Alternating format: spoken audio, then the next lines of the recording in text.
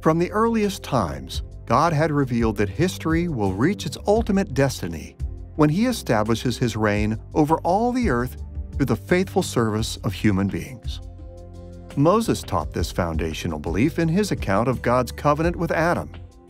As the image of God, Adam and Eve were commissioned to fill the earth and subdue it, to extend the wonder of God's garden in Eden throughout the world. In His covenant with Noah, God reaffirmed this commission. It was the privilege and responsibility of God's faithful people living in the fallen world to subdue the earth and fill it with His images.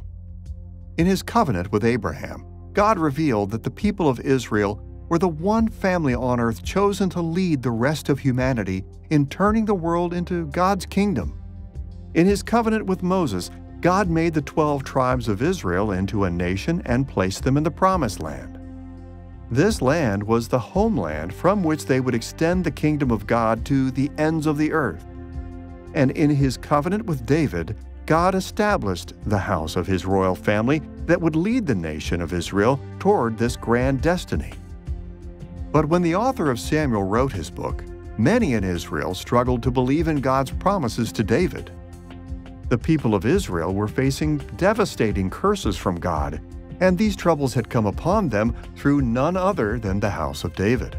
So it's no wonder that in the opening pages of his book, the author of Samuel reported Hannah's confidence about the future of the kingdom of God.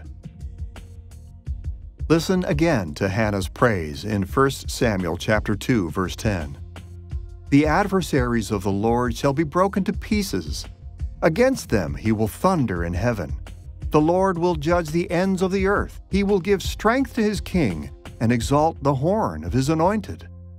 Hannah had not lost hope for the worldwide reign of God. She looked at what God was doing in her day and was confident that the Lord will judge the ends of the earth. And she believed this because she knew that God will give strength to His king and exalt the horn of His anointed with great victories.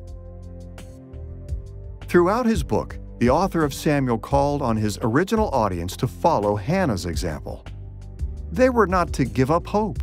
Despite the trials they faced, Israel was to renew their confidence that the kingdom of God will spread throughout the world through God's king, His anointed one. Now, there's a crucial qualification that the book of Samuel reveals about this hope for the kingdom of God. As our summary puts it, Israel's hope must be placed in the righteous rule of David's house. Our author insisted that the future of God's kingdom was in David's house and in no other.